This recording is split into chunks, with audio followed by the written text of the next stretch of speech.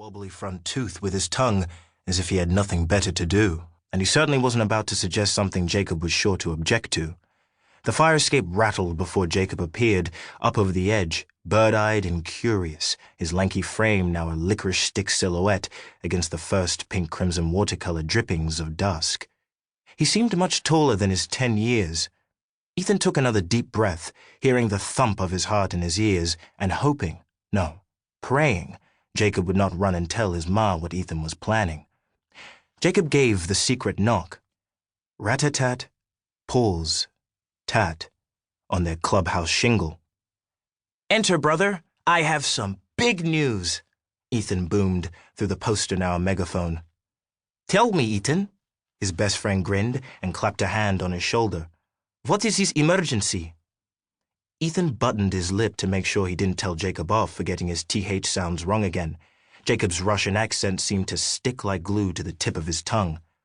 "Patience, be seated," Ethan said, and waited for Jacob to take his seat on a little red ottoman they'd borrowed from his ma's seamstress shop that occupied the street-level floor of the building.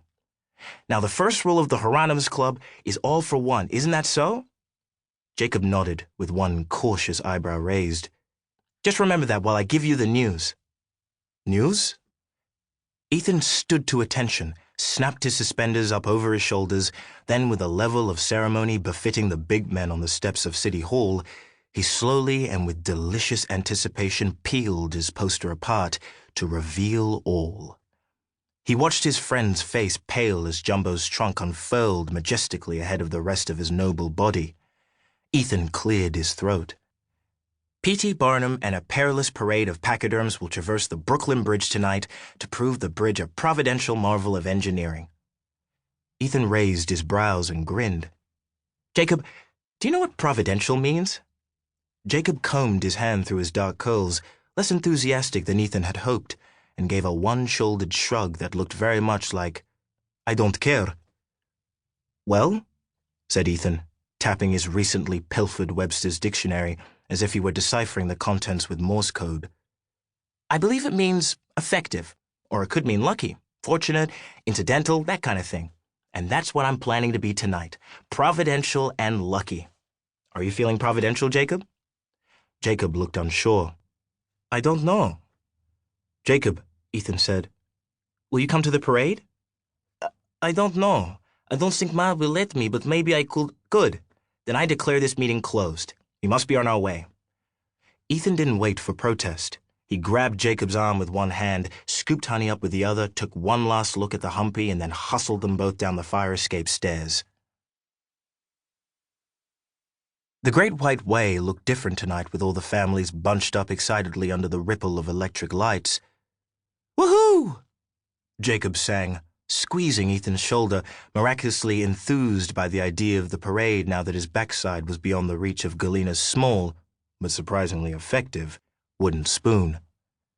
"Tonight's gonna be big," Ethan said, stopping when Honey cottoned on to an irresistible scent at the base of a lamppost. "Humongous!"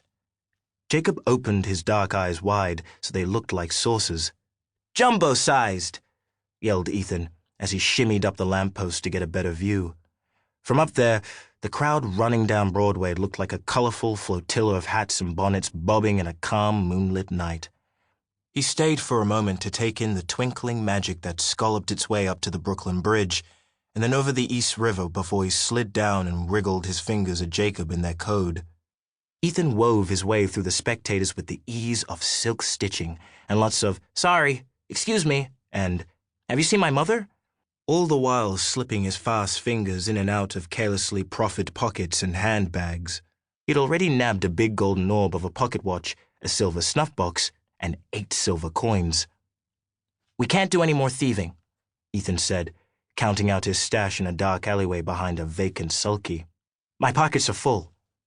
Jacob nodded, though he'd come back empty-handed, as Ethan suspected he would. His friend was too honest for his own good, too much of a mama's boy to take to thieving. But then that was understandable. He was the one with a mama and a home to call his own.